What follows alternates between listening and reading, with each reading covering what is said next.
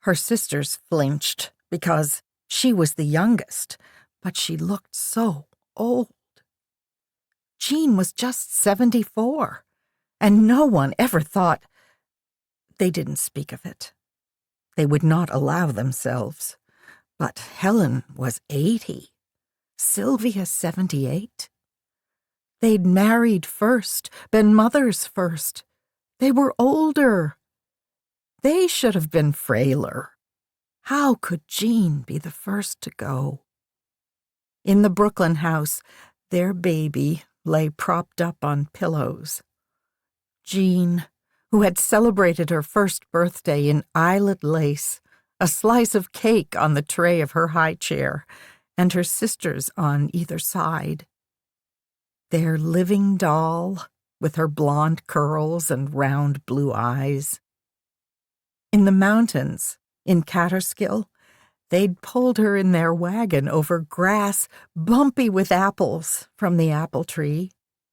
Later, when the family moved to Boston and the Brookline house, Helen and Sylvia had walked their little sister to school.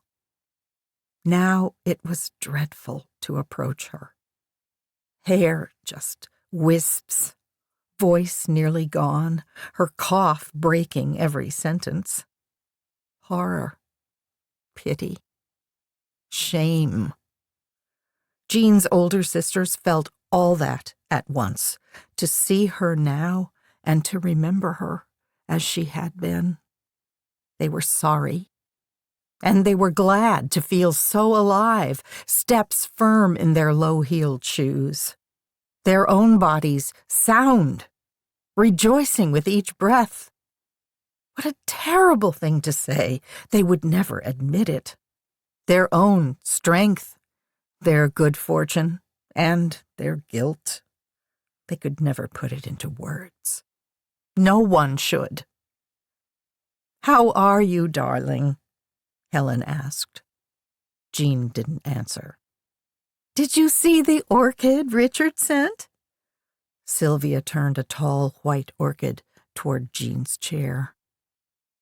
Jean looked briefly at her nephew's gift. There were so many flowers. Blossoms filled the first-floor music studio where Jean had to live because she couldn't take the stairs. The orchid from Richard, the sunflowers from her daughter-in-law, Melanie, the roses from the Auerbachs next door.